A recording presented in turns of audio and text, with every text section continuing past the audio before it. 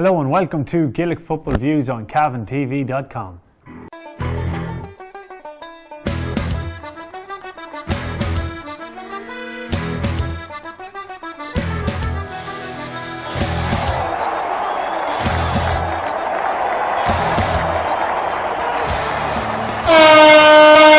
On tonight's show, we'll be looking back at another busy weekend of Gaelic football in Cavan. We'll be discussing the minor Ulster final which took place yesterday.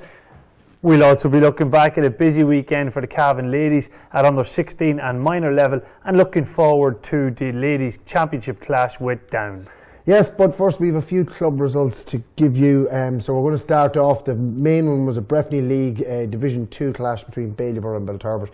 And Baileyborough won this on home soil on a score of 1 goal and 14 points to Belturbet's 7 points. A disappointing result there for Belturbet. I suppose the fact that Jo had been sent off the week before and he wasn't eligible to play probably would have affected him. Damien O'Reilly was still injured, and they were missing a lot now. Belturbet were definitely missing a lot.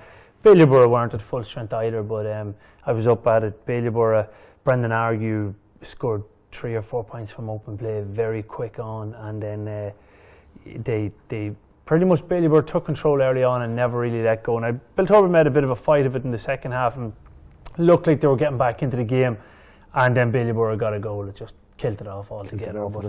It looked like it was getting close, but it wasn't. Baileyborough looking just too strong for Belturbet on the evening. Yeah, and we'll move on. And the reserve championship took place on the weekend. It started, and which is the sign that the main championship is coming as well. So it is. I have to say one thing about the reserve championship. It is a little bit disappointing that it landed on at such short notice.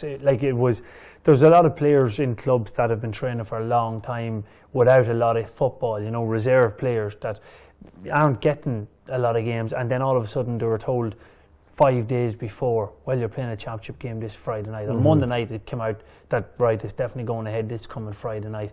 You just have to play. And I thought it was a little bit unfair, for lads who've been preparing all year, but may have had holidays booked and stuff like that, because it is that time of the year. Well, there was two players just from Killincare's point of view. There was two players who had been training all year and had holidays booked because they see nothing coming, in order for them to get their break in, and they're going to miss 2 games now as a result. It's odd as well that the junior championship has started before the senior championship, or intermediate or junior as well. The reserve championship should not be going ahead of. No, I don't think so either, because what it ends up being is that it's more like it's sort of like a junior league, because you end up playing players who are eligible for senior, and and it's just a bit unfair. But anyway, that's the way it goes.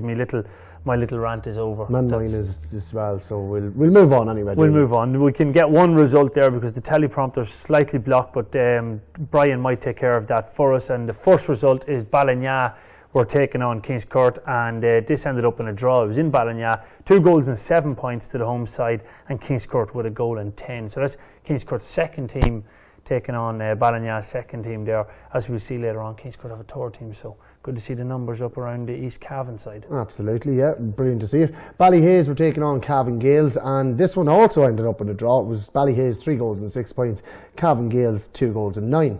Again, this is Cavan Gaels' second team because they've pulled out from the intermediate championship, so that's a good result there for Ballyhaise. And surprise, surprise, the third game ended up in a draw. I'm just looking at this now and I'm thinking, with the fact that they only got 5 days notice, the clubs decide, right, well, we'll feck up their fixture lists and we'll all draw our first opening matches. Well, the only thing is that it's group stages. It's points. So anyway, the third game saw Castlereagh taking on Lacken in Castlereagh, and it finished up 1 goal and 10 to the home side, and Lacken with 2 goals and 7. So identical to the Ballina Kingscourt score. And the next game saw a winner in this Junior B Reserve Winner all right. Mullahoran went to Virginia to take on Rammer, and the visiting team come away with 5-point win. It was 2 goals and 12 points to Mullahorn and 13 points to Ramor. Yeah, good result there from Mullahorn. In the Junior C Reserve Championship, Cuchullins were taking on Drumgoon up in Mulla, and the home side came away with a 5-point victory here. A goal in 11 to Cuchullins and 9 points to Drumgoon. And then the next game saw local rivals, a local derby between two very big rivals in football now at the minute. Arva, who've climbed their way up into the same ranks as Gauna, and they meet again here in the reserve. It's the Junior C Reserve Championship. Arva 3 goals and 11 points. Gauna 1 goal and 6. So I wouldn't say that went down too well down. No, big win for Arva, but West. they've put on a lot of numbers in the last few years. They've definitely developed a good panel of players over there, and that's a big win. So the Junior D Championship, the Reserve Championship, saw Killincare taking on Drumley on Friday night, and the home side came away with a victory here. 2 goals and 15 points to Killincare and 11 points to Drumalee. Very good. And the next game saw Lara taking on Ramor. This was down in Lara. It was 10 points to Lara, and Ramor 2 goals and 7 points. I think that's Ramor's third team, yep. is it? Yeah. That's Ramor's third team. Kill were taking on Cornafane in Kill, and the home side were defeated here. It finished Kill 8 points, Cornafane 2 goals and 10. So a convincing 8-point victory there for Cornafane's second team. The next game saw Drung taking on Muncher-Connacht down in Drung. It was 5 goals and 15 points to Drung. Muncher-Connacht 1 goal and 11. So a high scoring game there for Drung. Yeah, indeed. Yeah.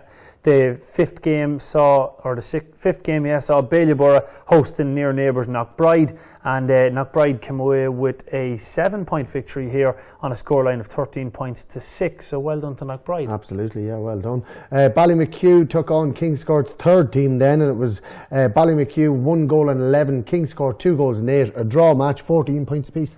Yeah, good result there, I suppose, for Ballymacue, the home side. And the final game in the Junior D Reserve Championship saw Templeport hosting Mahara, and the home side came away with a big victory here. It finished 2 goals and 17 points to Mahara's 1 goal and 6. So well done to Templeport. Cavan's under-16 boys will play Dublin in the Jerry Riley tournament final on Sunday, July the 26th, and that will take place at 7:30 p.m. We think, and it's in Old Castle. So anybody who's available, get down and watch. They've done very well in the group stages to get through to this final, and I think they played Dublin already this year. No, haven't. Oh, sorry, well, not in the Jerry Riley. Not in the Jerry Riley tournament. Oh, no, right. I think they played them already this year. Maybe so. In a challenge match or something before the Jerry Riley tournament, and I believe that they did very well. Now that's just something that's coming off the top of my head. It could be a complete and utter lie. Yeah, I know the minors played them and did very well. But maybe the under-16s did as well. No. I'm not 100% sure, but it's a repeat of last year's final. It's the two teams back in it again. I know that from speaking to a member of the management team that Cavan haven't had a full team in this Jerry Riley, and they're hoping that they will have a full team for the final. So it'll be interesting to see. Like there's a couple of big name players that haven't played yet, or that maybe played in the first game and then didn't play in the next two. For the next, they haven't had a full hand to deal again with. So at this time of the year, parents booking holidays, and especially at 15 and 14 years of age, like these lads will. Their parents decide what happens with them, so to do at this time of the year, and you can't. That's it. But it should be a good game. That Jerry Riley tournament is always good competition, and against Dublin, it's great to see at that level. Are we fit to compete? And looking forward to go down to that. I know I'll definitely be there at that game myself. So hope a lot of people do go down and support the young under-16s who are managed by, of course, John Brady. And that's next Sunday, July the 26th, and we think it's at 7:30 in Old Castle. Yes, indeed we do. Yes. I'm just sending a text because I'm looking for some information off Lisa O'Brien, so if she's tuned in. Lisa, if you're tuned in, could you check your phone and tweet us, or check your phone. Check your phone. Or anyway, ring us. Call in.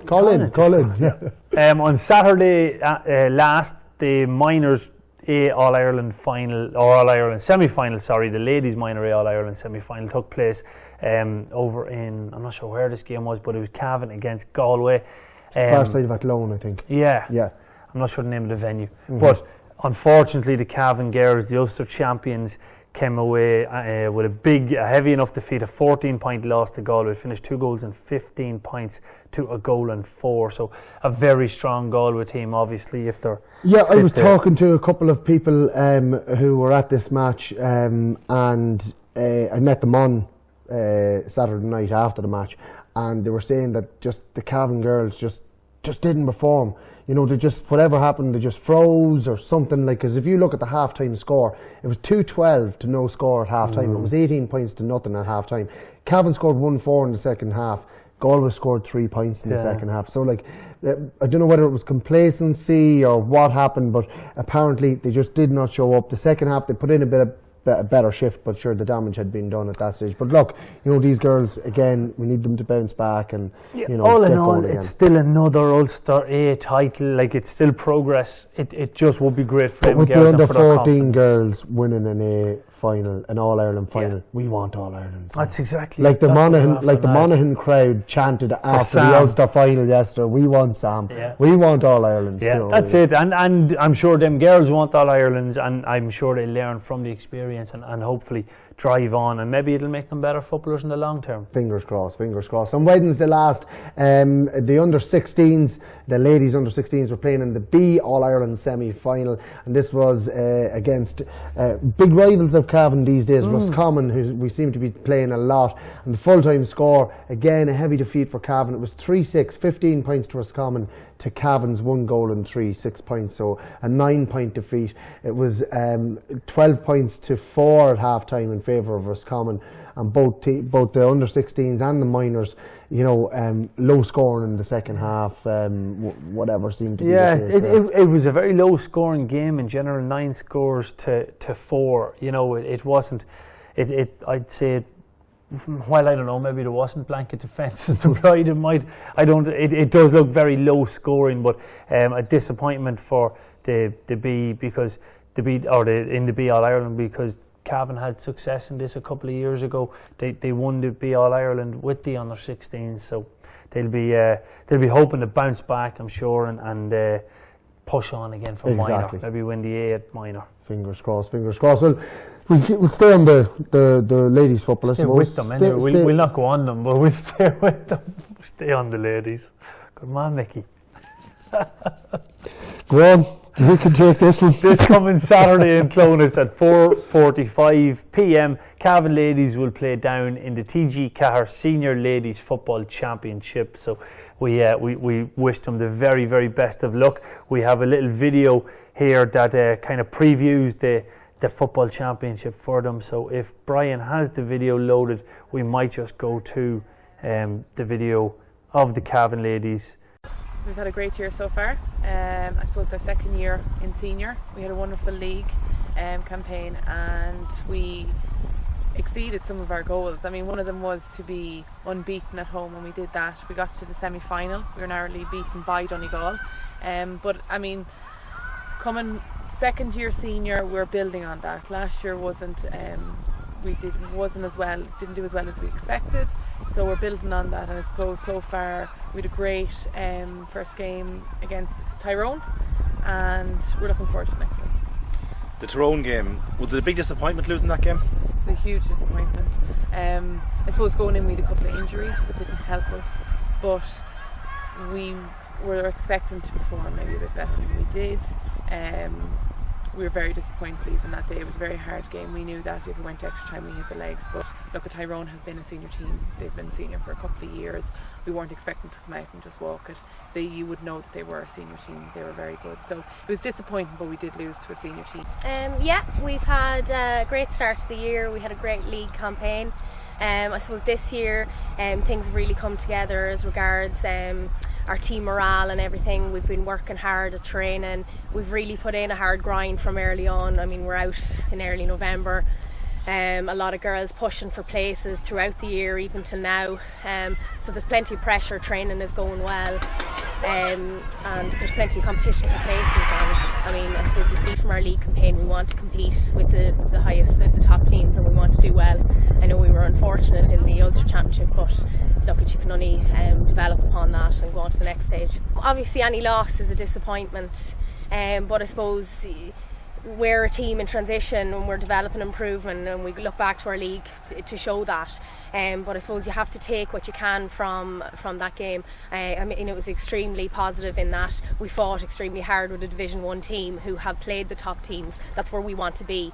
We kept with them. We probably should have won. I mean, we were up at half time of the first half, and then I suppose we had to push it out to extra time. Unfortunately, we lost. But look, if we've learned so much from that and we bring it into our trainings, and that'll bring us on to championship. It's been very enjoyable. It's a good step up from last year. We competed very well, I think, in the league. Worked hard, and since that, even in the Ulster Championship, although we had a bit of a disappointment there, we've knuckled down again and we're focused for the rest of the year. Good, it's been very positive. Obviously we started off the league very, very well, got a good winning streak. It was quite disappointing to lose at the semi-final stage, but we learned from that and built on it, and we'll build on it for next year. Obviously the Tyrone game was quite a big disappointment, but we got back on the training and we're good to go again for the Down game and looking forward to it. Yeah, of course, first round of the Ulster Championship was my first senior championship game playing with Cavan, so of course it's a big disappointment. We trained for that game all year. Going into the last few minutes of the game, we were leading by 2 points and just seemed to let it slip. And then in extra time they got a goal against one of play. The game seemed to go away from us, we couldn't get it back, so it was a great disappointment for us. But since then we've moved on from the game, and now we're looking forward to the next game against Down coming up.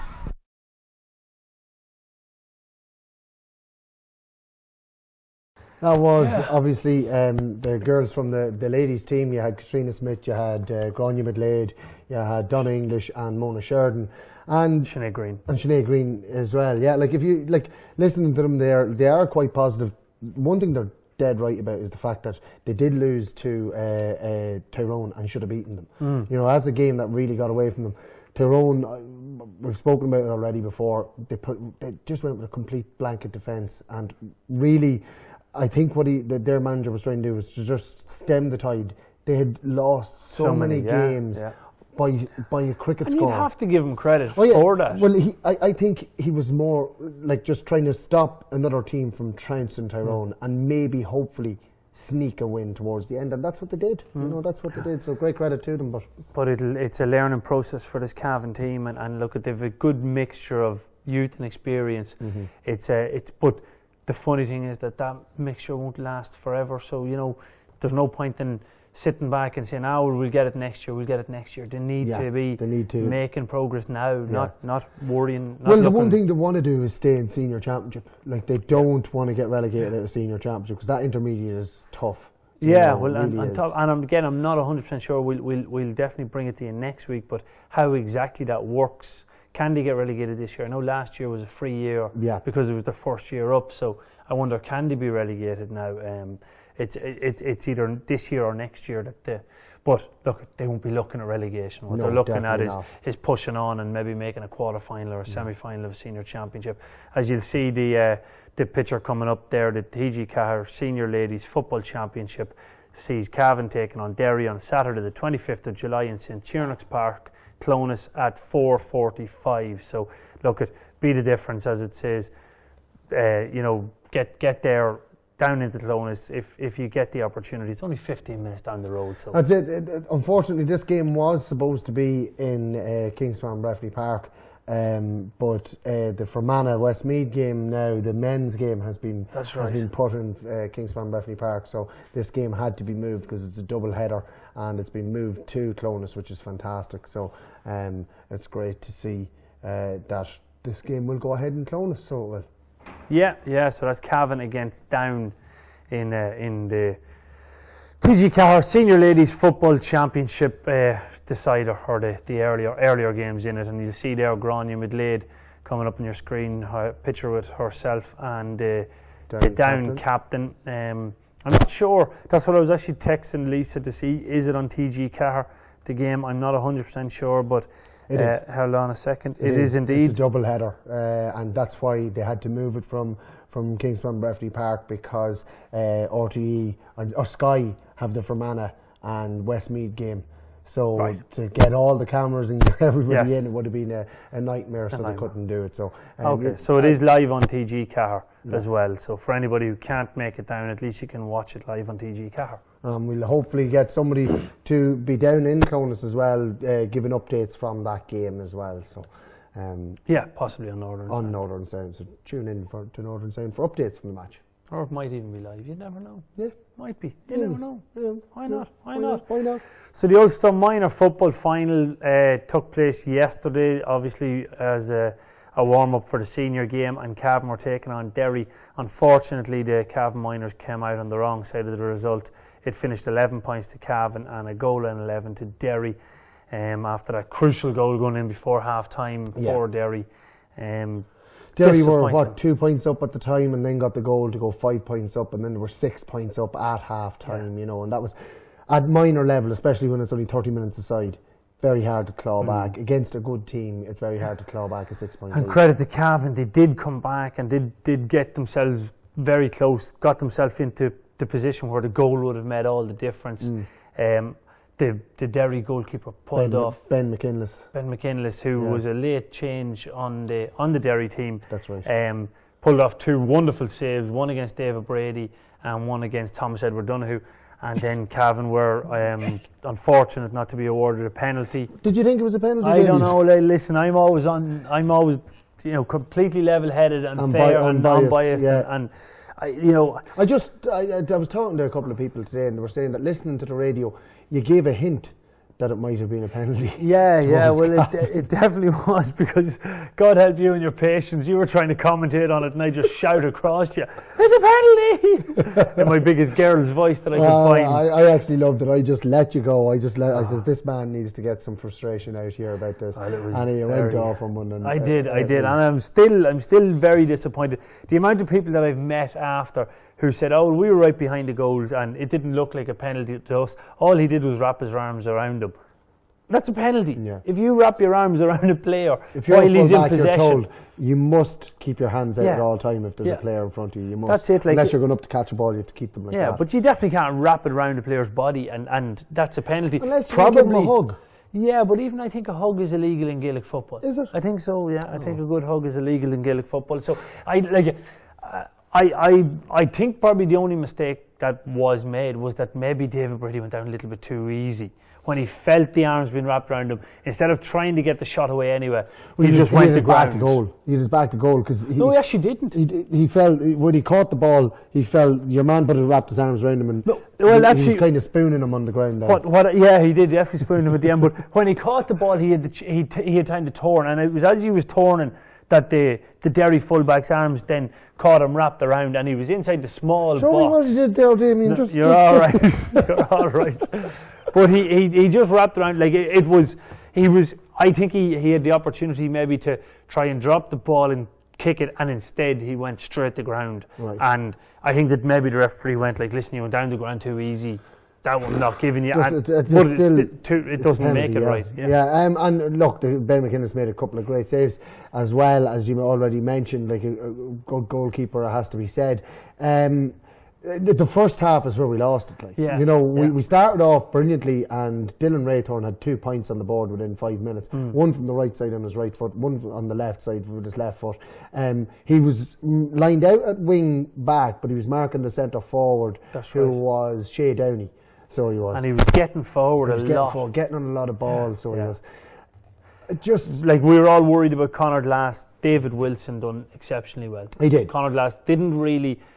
Although he'd done some nice, simple little things, he done nothing that you went like, wow. Yeah. Wow. That he caught one ball. That's right. And it was absolutely incredible, the catch. He went up like surrounded 10 feet. He was surrounded by Cavan men, went up. Rose caught this ball, and as he caught the ball, he turned so that he could start running. Yeah. And he ran through, and it looked like it was going to be class, and then he kicked the ball straight to a Cavan man. That's right. Yeah. Patrick Riley actually intercepted at that time. But it was saw right through his pass. He did indeed. He did. Saw right through glass, huh? He did. Saw right through. But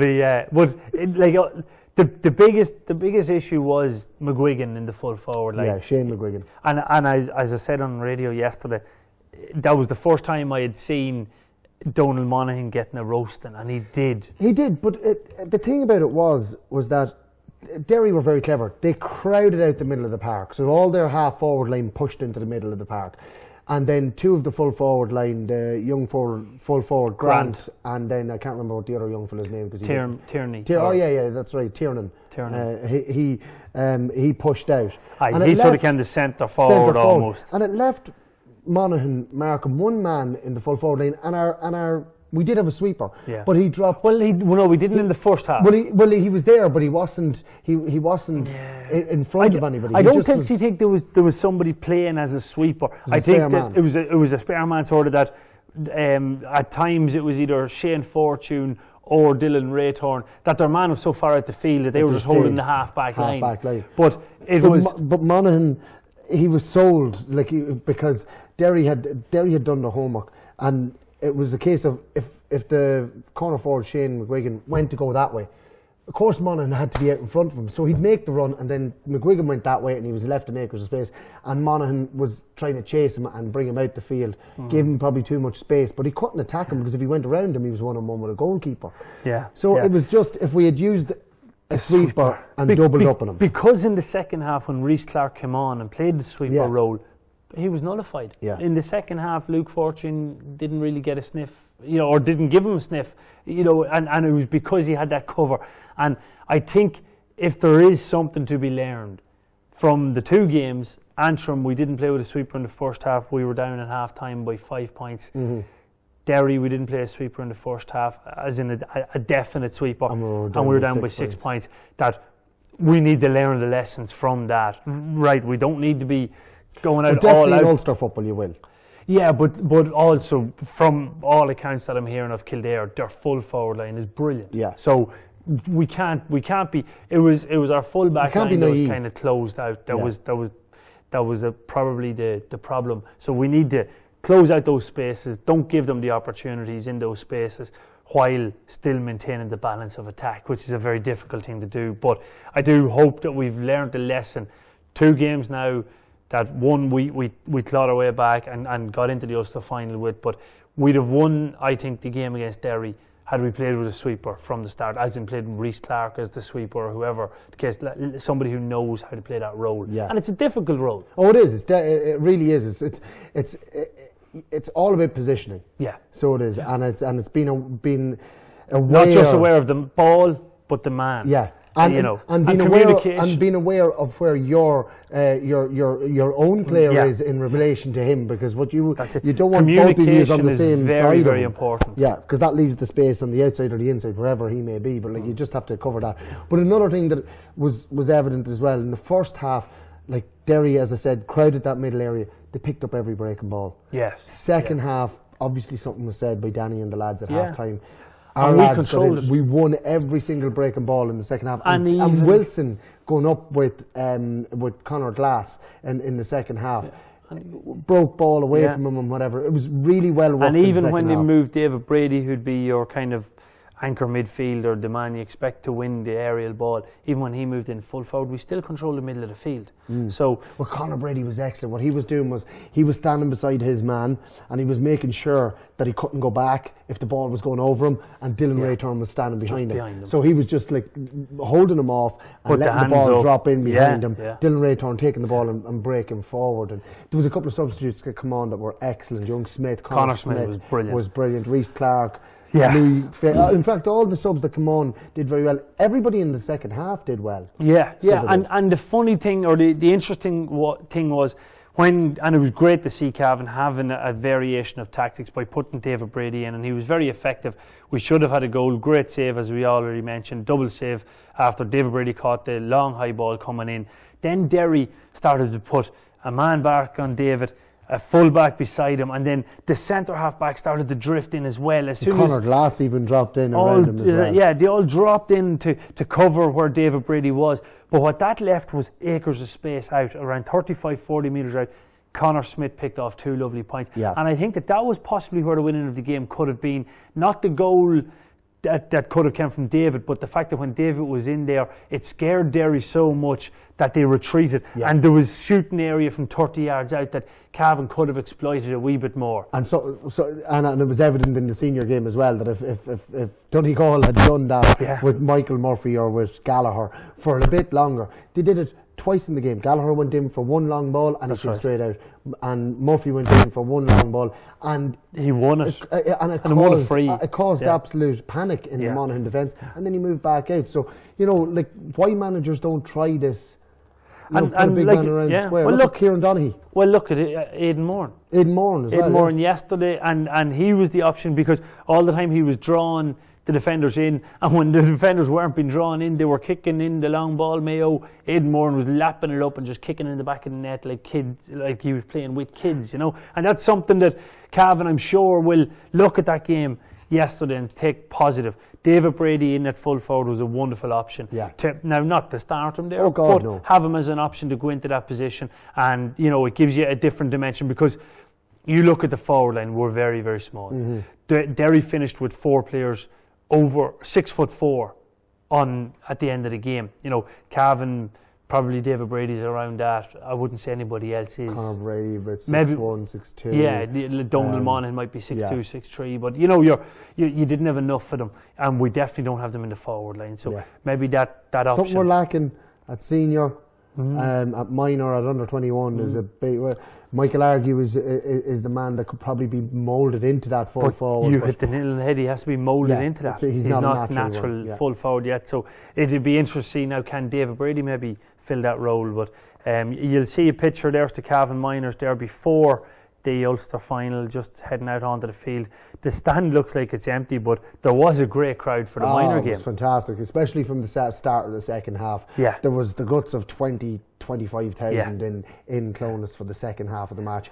For the start of the match, there was probably 10,000, 12,000 in it, and it just slowly picked up to half time. But it's good to see that they were allowed to tug out the entire panel. Every one of them lads tugged out there have put in a huge effort for Cavan Miners, and they deserve the day in the sun and the day in Clonus, and it was good to see Ulster Council allowing that, and they allowed it for both sides. So that's a bit of common sense, and delighted to see it prevailing because they deserve their opportunity. So Cavan now face Kildare in the All-Ireland quarter-final on the August bank holiday weekend, with a time and date and venue to be decided in the coming week. We expected it to be decided the day the Derry Longford game is fixed for Brewster Park, but the rest of them haven't been fixed. But if Cavan beat Kildare, and this is the silver lining on losing the Ulster title, as I say it, they face the Connacht champions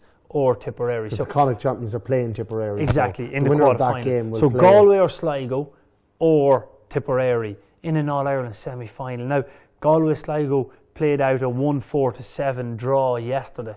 So now again, without imagining too much, speaking to Frank Brady, who knows the Galway minor manager, they did not expect to be in the final. Mayo were hot favourites for Connacht, and Roscommon were warm favourites behind them. Were behind them, and it just both teams didn't expect to be there. So I would say that they're kind of thinking they're in bonus territory here. That Cavan would be looking at it and saying, "Geez, we get over Kildare. There's an All-Ireland final date here." Whereas Derry, if they beat Longford, their reward is an All-Ireland semi-final against Kerry or Cork. More than Kerry take on the losers of. Kerry beat Tipperary in the Munster final. Munster final, yes. And Tipperary take on the winners, so the losers from Connacht, Kerry will take on. Right. So either Sligo or Galway. So, more than likely that will be Kerry against Derry in an All-Ireland semi-final.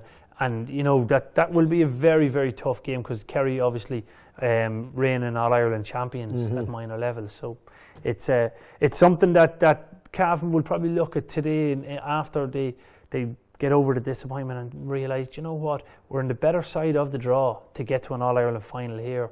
Let's bloody take the chance when it's there for us. No, absolutely, and hopefully they will. Not only that, but at half-time in the senior game yesterday, the Derry minor champions made their way up through the the crowd in the stand in St Tiernock's Park in Clonus to get pictures taken with the one and only Tommy Bowe. Yeah. And unfortunately, I do have pictures of Damien in amongst all them minors getting a couple of pictures with Tommy Bowe. You nearly shifted him at one stage. Well, I tried, but he's strong. He's strong. He held me off. Doesn't look like he's a strong lad at all. Like when you see him in real life. No, you know, that's like, exactly it. But a gentleman. Generally, you did an interview with him at half time in the senior game. Yeah, lovely man. Now, he was plagued, in fairness, by all the press, but he was very, very nice and spoke about, just enjoying coming to watch the game and that he doesn't think he'd be fit to play county football. So it's he sponsored the Monaghan team, their whole rig out for after the match. So I heard. Yeah, sponsored their whole rig out. That was very, very good of him. Yeah, he did indeed. So the race night last Friday night that took place for the county minor team, a fundraiser for the county campaign. For the campaign. The county board would like to thank everyone who supported the event because it was a massive, massive success and it was so well run.